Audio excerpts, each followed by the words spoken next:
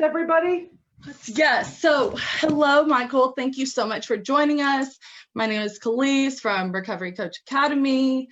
But I'm not the star here. Michael is. So thank you so much for joining us. Thank you for taking the time to join us. I met Michael through Ccar, and I attended one of the amazing recovery capital workshops you actually offer at the Recovery Community Center. And ever since then, we've just kind of stayed connected and been involved with little things. And yeah, so Michael, you want to introduce yourself, and then I'll pass you over to Mom to ask you some good questions. So my name is Michael Serrano. I'm a person in long-term recovery. And for me, that means I haven't used a mind-altering substance since October 1st, 2014. I started with Ccar in 2016 as a volunteer. Soon after, became a recovery coach. And then gratefully after that, became an emergency department recovery coach. And I did that for nearly 3 years.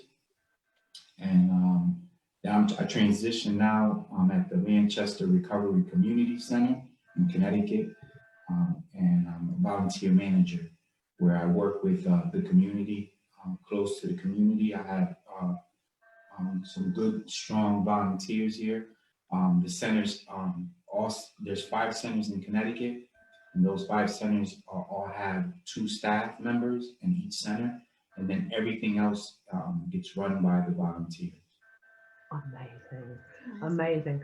We just love recovery communities. We've just been looking at it, talking about it a lot, and so this week was the perfect time. So can you tell me, what does your recovery community look like? So what goes on there each day? What's happening with all the folks coming in and out, or on Zoom, I should say, in these COVID times? So it's a variety of things that happen here. People get, first of all, it's recovery oriented. It's a sanctuary, right, for recovery. And what happens here is people come in and they learn about recovery. They get recovery support services through the community. We connect with other organizations to the community. So it's not a competition with other organizations, because we're resource brokers, right? So people come here to find out about information and resources through the community. And we're like that bridge that people come and seek to get information from about everything recovery. And but it's run, like I said, by volunteers. So the volunteers are like the heart of the centers. So what's an average day look, or some jobs for those volunteers? What kind of things are they doing? So they do reception work. They do, there's telephone recovery support services, where volunteer calls somebody that's in recovery to check up on them, to see how they're doing, to give them support, to give them encouragement, but also give them resources, and just to be an ear, right? Just to listen. Sometimes they don't even need any resources. They just need to speak to somebody, right? One day they're not having a great day, and they want to hear from somebody, and to be able to be that ear to listen to. Listen, not to listen and respond.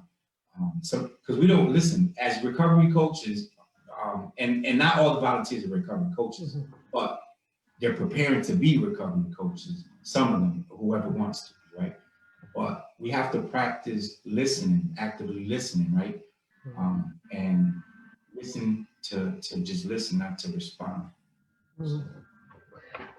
But let me tell you about other things. So other things that we do here is the reception work, the TRS.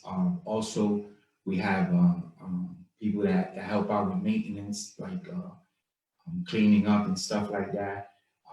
Vocational support. So somebody come in and they need help with like their resume. We'll have somebody here. We have a gentleman that's awesome with doing resumes.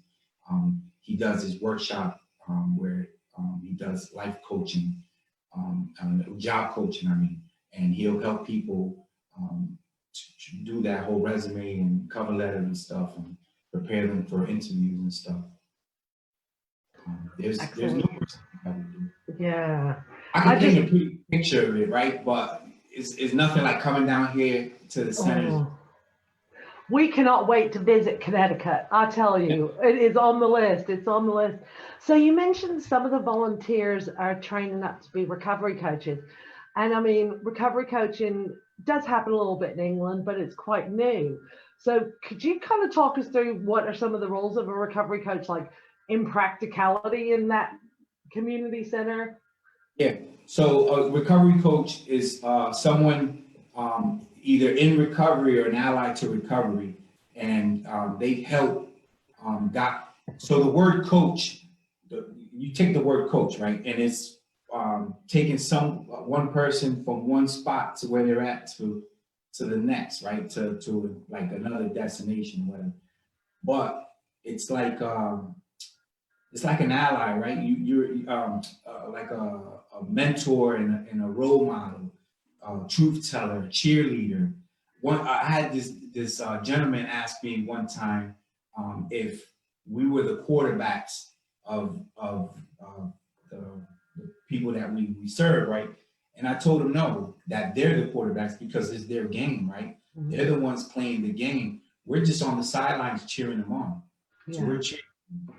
And that is so true. Yeah, we're there just to help them out, transforming people. You know? Yes. Every day of the week. So from your personal experience, what makes these recovery communities so effective? I think it's a strong foundation, and when I say foundation, it's the people in the vaccine, like behind the curtains, because without them, this wouldn't be possible, right? We have a strong leadership, administrator, the leadership that we have, they do their part so to make our jobs a lot easier. Mm. And I think having that strong foundation, it's vital to a recovery community, and to have the volunteers, because without the volunteers, we wouldn't even be here. Like I would just show up and just sit here and just wait for something to happen, right? But having those, like we have these community meetings, right? And in those community meetings, we'll ask the volunteers, give us some pluses and some wishes, right? What would you like to see? What don't you like about this? And bringing that to the table, because we want to hear, we want to be able to have them comfortable here in a safe place. Mm. So they'll come up with some ideas, workshops, and we'll put them on the calendar. It'll be the calendar be set with like workshops or recovery meetings, trainings. And I like to call them, we have recovery coach modules, and I like to call them collaborations, because at the same time, we're learning from the volunteers as well, right? We're learning from the people that are in the group, because it'll make the collaboration a lot better to put all these heads together. Because you imagine you take a training with one person, just one person shows up, right?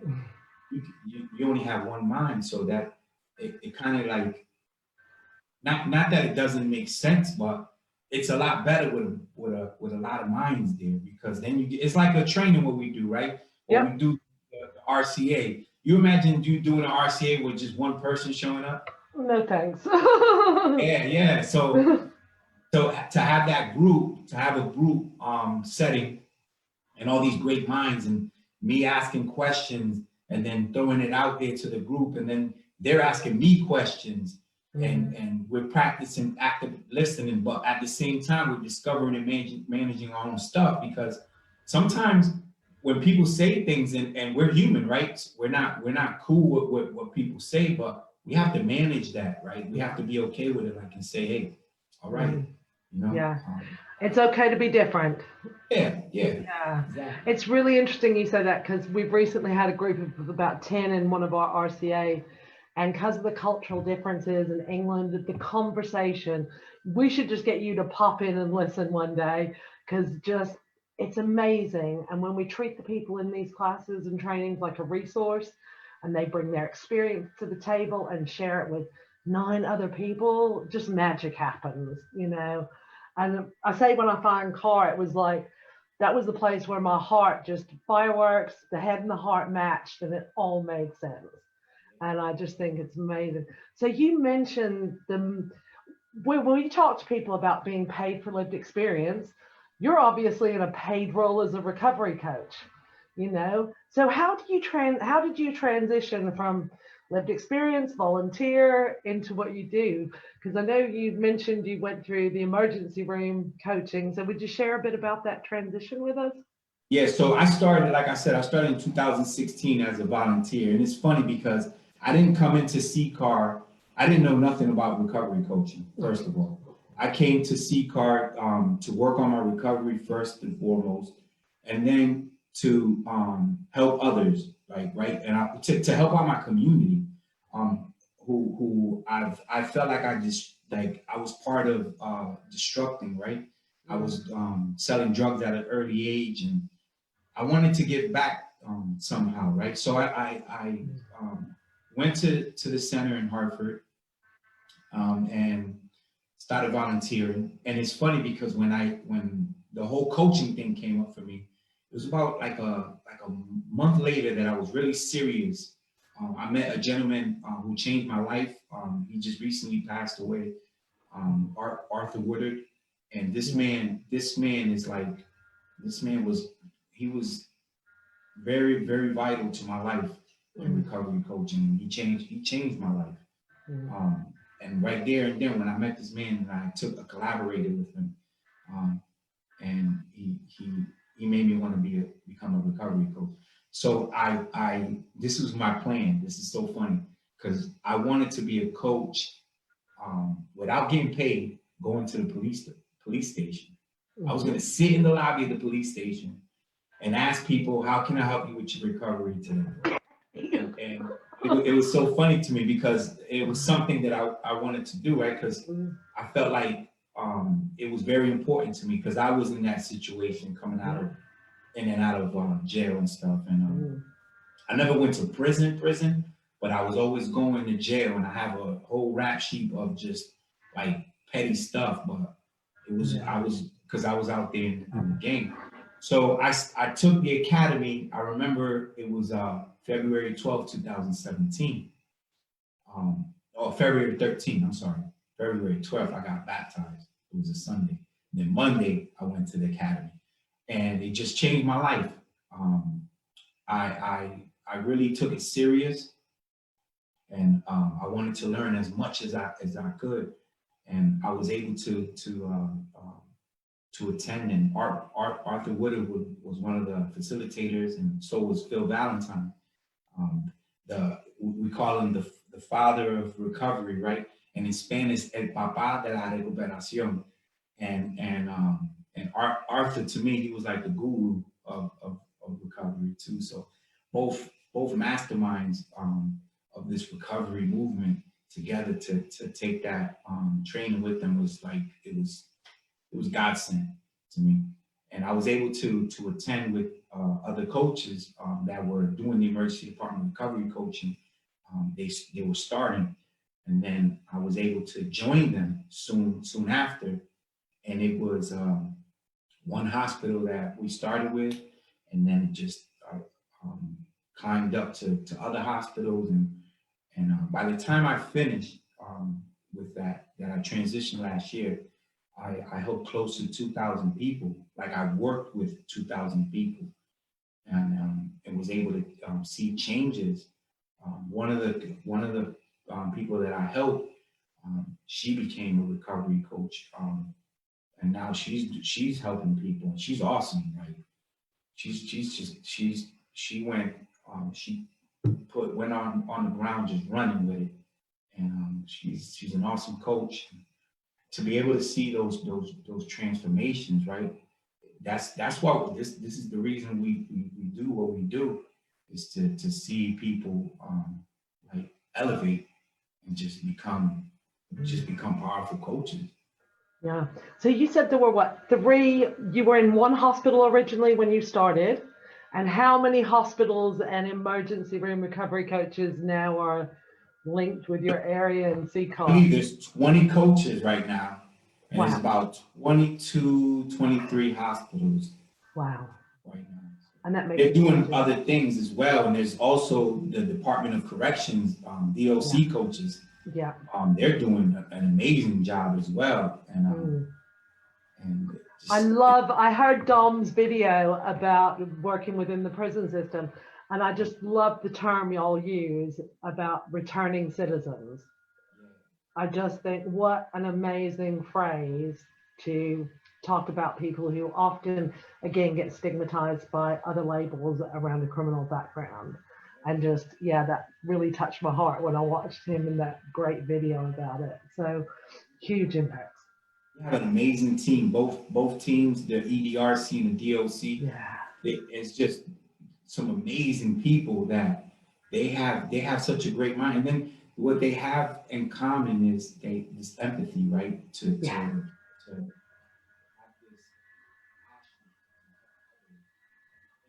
really is helping others help themselves, because we're not behind the wheel, we're in the passenger seat. Just like GPS systems, right? I love that. I think Callise's got a question for you. What do you want to ask, please? Well, no, I just wanted to say, like, we talk about transform people all the time, you know, in that process of people going through. I just wanted to share this experience we had. We recently did an RCA training, and some guys in recovery attended, and after the training, I just wrote a note, and I was like, it is amazing how much has changed since the first day of the training to the last day of training. And people, it's like they just grow so much, you know, even the way they present themselves, the conversations, the dialect, and we had somebody, and he was like, I've never experienced anything like this where I've grown so much along this process. And I just love we talk about people being sponges, like grabbing it and just absorbing everything. And it's beautiful. It really is. And people go in there, a lot of people go in there nervous, right? So I had a gentleman that was that's volunteering with us now. He's a recovery coach. And when he went, I met him actually at a meeting, and he told me that he was going to the academy, and he was like, I feel so nervous. And like, well, he was asking me questions, and I told him, I gave him my number, and I was like, hey, listen, throughout the week, if you want to give me a call and just like pick my mind, and I'll pick your mind, because I'm learning from you as well. Because I never took the RCA online. I did the EDRC training, and the first time I did it with the pilot, I was actually with the pilot setting of training, but then I did it again. And it's a big difference. It's a big difference, and it could be stressful. And I felt more tired at the end of the training, like than I did going live in person to take this training. I think Zoom fatigue plays into it, doesn't it? Yeah. And I remember doing the RCA like if it was right now, like I can remember things, and I remember starting, and the first day I was very nervous because I didn't know like what to expect. But what had me calm was that I volunteered at the center for a few months, and I was able to learn a lot from other coaches that were there already. And I was blessed to meet some great coaches at the time. And I remember though, on Thursday that week, taking the training, I was like emotionally tired, because there's a part of the training where they do like this exercise where they basically say they throw you some things like, well, if you can relate to this, then you cross the road to the, and it was like seeing, at one point I was the only one that crossed the room. And then I turned around and looked at everybody else, and everybody's face was like, wow. That's my favorite day of training. That is my favorite day of training. The power. I'll be honest with you, that wasn't my favorite day, because I didn't like how I felt after that. I'm just being honest. Yeah. But at the same time, I appreciated it. Yes. I appreciated it because it made me like look at people strong, like That bond. I don't know how to describe it. It's just like, oh, it's just, Yeah, it's just we all know Yeah. what you're feeling. Yeah. Yes, yeah, it was we like feel it's it. it's a heartfelt feeling, like wow. But it'll prepare you, because now, like I always say, when I was working in the emergency department, you have to expect the unexpected. Yeah. You can't go in there thinking that, all right, I know exactly what this person wants. No, you don't, because that person is going to be different than the last person you're seeing. Yeah. And one thing that Art Woodard taught me was, you can be open-minded to the outcome, but don't get attached to anybody's outcome. Ooh, Because that's it's so not good. it's not your recovery, right? Yeah. It's their recovery. And if you stay focused on somebody's outcome, right, and you're stuck on that, imagine the next person that comes in. You're not going to give that person 100%, because you're still stuck on that. Exactly. Yeah. If really- anybody's watching and they don't know who Art Woodward is, Oh. please go YouTube him, go look on the Ccar videos, because Yeah. he is a man with some amazing words that touch many hearts, and it is Ccar definitely. has the webinars that people can purchase, and I strongly encourage them to do so, because if you're already a recovery coach, or you're thinking about becoming a recovery coach, or you're thinking about doing the recovery coach professional designation, please see these webinars, because they help you understand the coaching part of it. And also, if you're already a coach, it helps you sharpen your tools. Yeah. You got to Yeah. keep those tools sharp, because Definitely. imagine working with some dull tools. You're not going to do it. I just have a question, Michael. I made a note, because I've been working on active listening, right? So I made a note. We talk a lot about bridging the gap, and especially like from my experience in Texas and then coming to England, it was completely different. And we talk about recovery communities we're resource brokers, right? So what are some of those other relationships, organizations you're working with, and what are those relationships like? What are those? So it's great to do some outreach and really learn from other organizations what they do, because somebody could come in here and they might need that connection, right? So it's good to always have a person that you can call from each organization, and doing that outreach and understanding and learning, and then you're gonna figure out, like, this person might need. It's just like recovery capital, right? When you do recovery capital planning, you think about the internal and the external resources. Then what are those internal resources? Those internal resources are your strengths, right? What skills what do you have? And then as a coach, talking to the person and making them realize what skills they have, and be like, hey, let's put those to use. And then you have the external resources, which could be those organizations out there that we connect with. There's a lot of organizations out in the community that does. Somebody could come in here and all they need is for that one day or a few days. They need somewhere to stay, right? So you can call call a few places. It's kind of hard in Connecticut when it comes to shelters, because you have to do a process of calling 211 and people waiting, and then you really have to be homeless to be able to, because and I don't want to talk too much of the politics on it, because it's kind of stressful and it's depressing to think about it, right? But to know some sort of resource that they can work with at the time, and no coach is an island.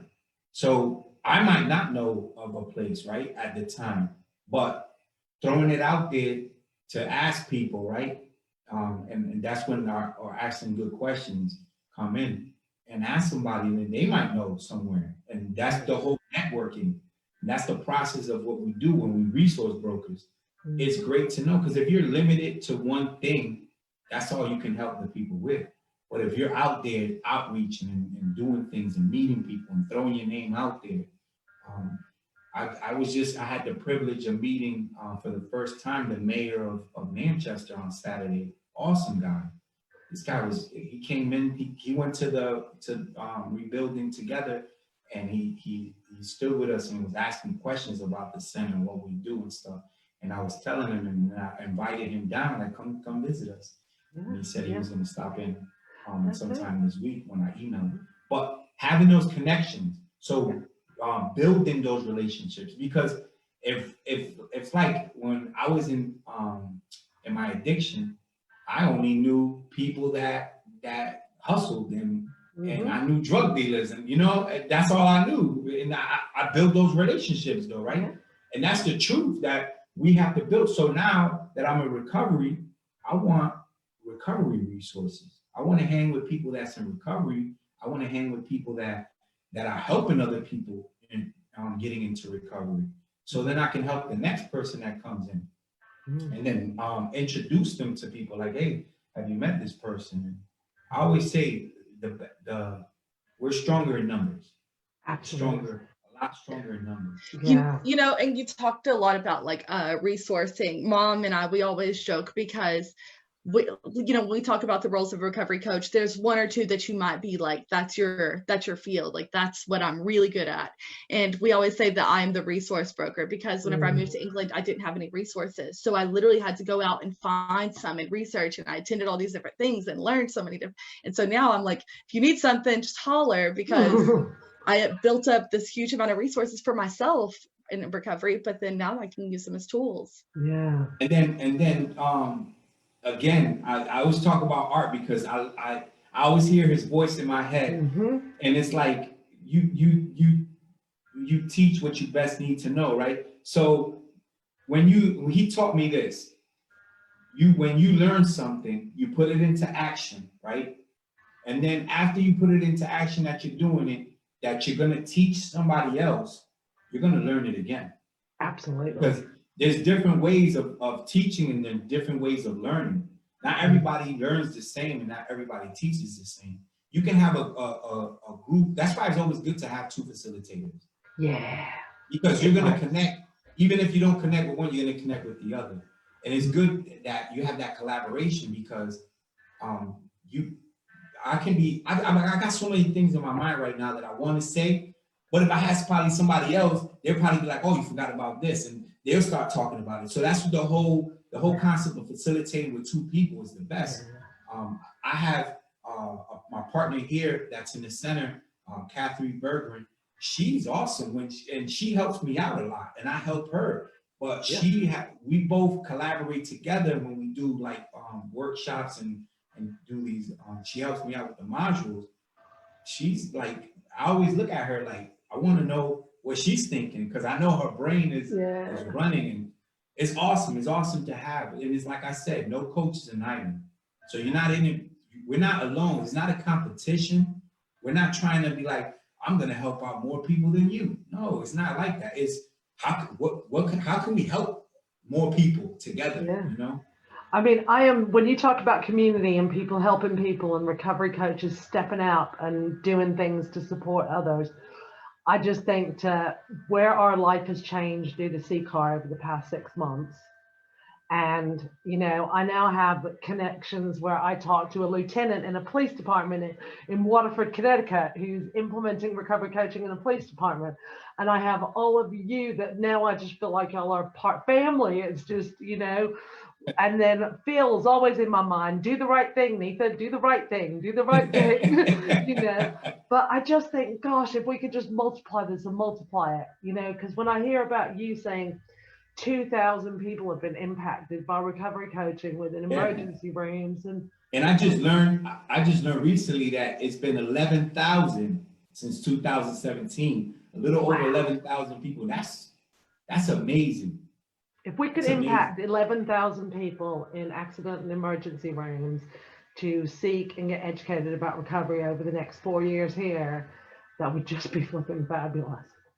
We're on a mission, but I just think it's amazing. So to people who are thinking about maybe recovery coaching and recovery coaching communities, just kind of what would you tell them how to explore it?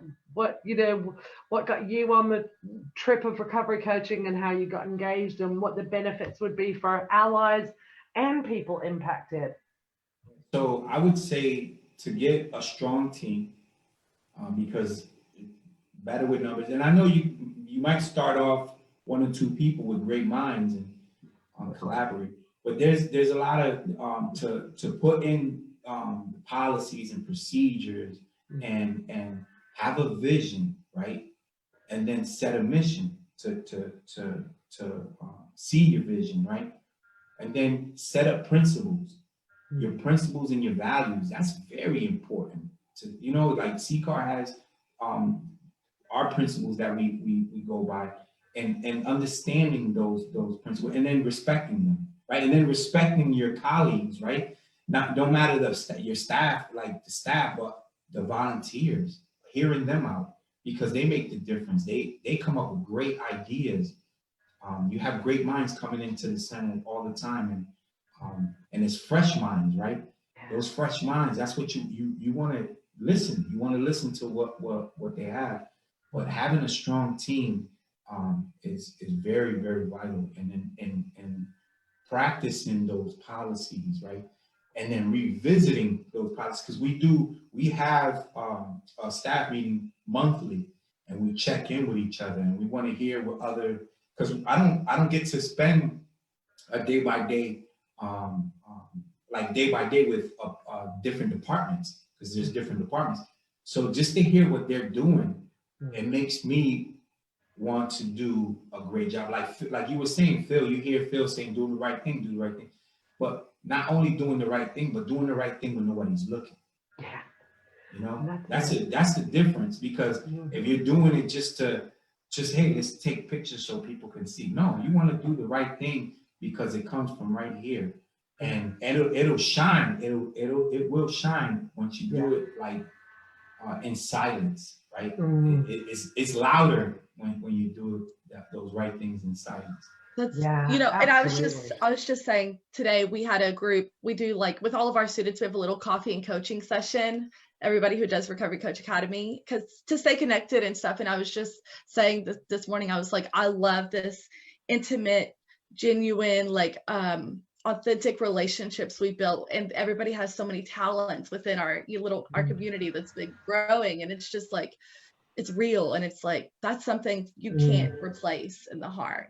That's something that's Yeah. I love that saying that the art is the ability to care more, and I just think to me that is doing the right thing, just caring more every time. And it doesn't, like you said, doesn't matter who sees it, doesn't matter what's happening, just know it at night we did the right thing for that person today, and it's cool. A lot better doing that. Yeah. And then you were saying about the art. It is, and recovery coaching is an art. Yeah. It's an art that you have to develop your own art, because you come to the center, you take the trainings, you do all this stuff, you're gonna learn all the science. Yep. That's all the science get fed to you, right? But it's our responsibility to establish an art to it. Yeah. And that's the key. Yeah. Is having that art. It's like an artist, right? If you don't know how to paint, then you could just paint whatever. But anybody can learn how to paint in time and practice. And I did research on that too. Yeah. People can learn how to draw and paint, but you have to have your own art to it. Yeah. So yeah. And even though all three of us do it, we probably do it with a very different flavor of our own art. And that's it's good. All good. It is all good. Yeah, it's all good. Yeah. So one last question for you.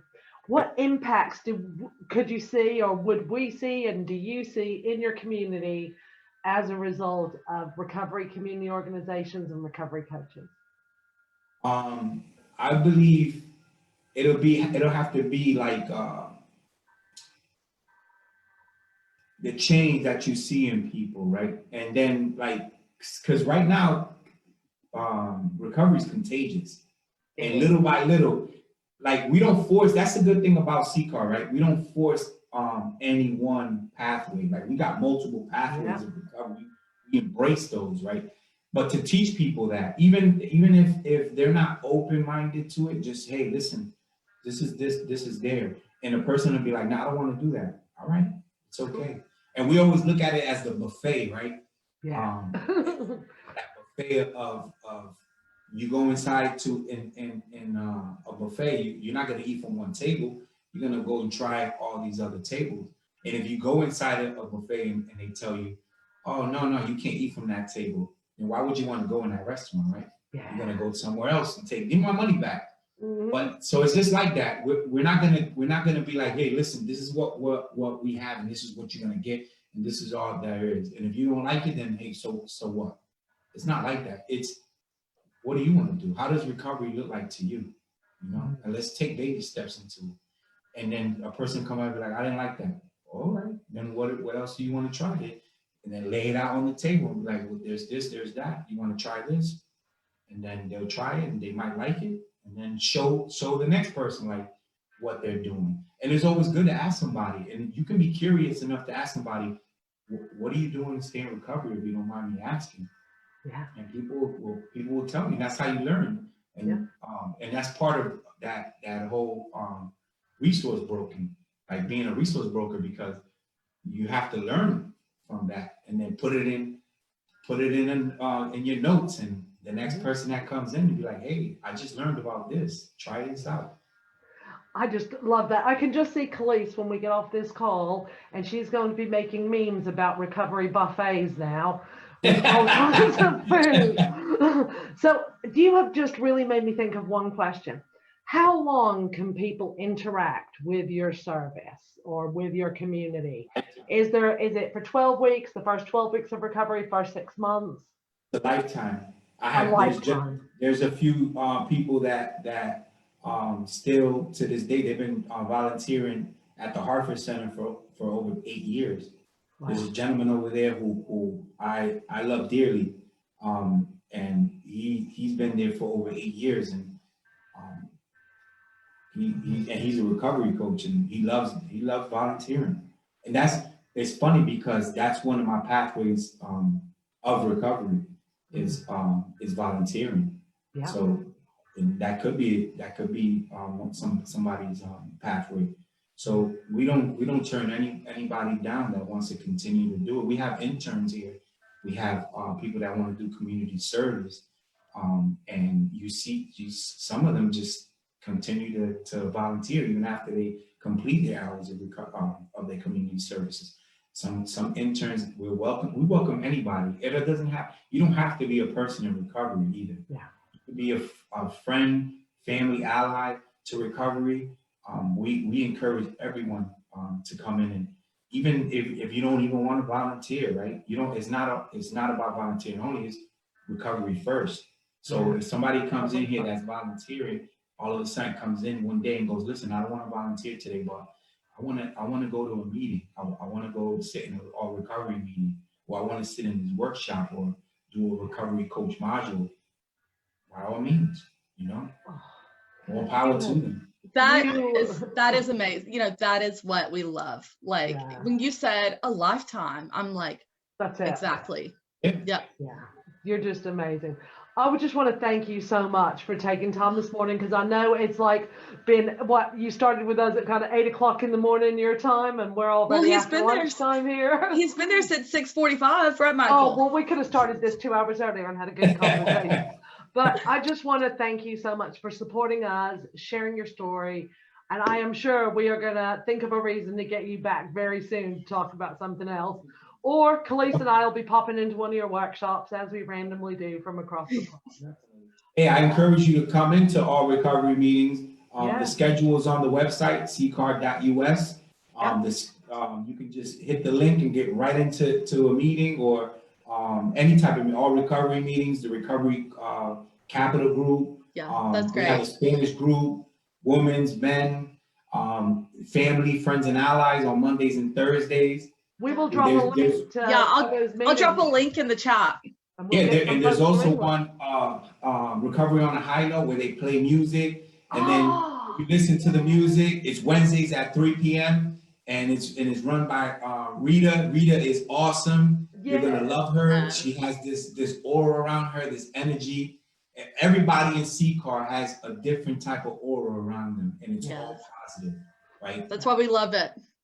Yeah, it's just this organization is just like it's heaven sent. It's heaven sent. And it was heaven sent Fireworks. to us. It is amazing. Yeah.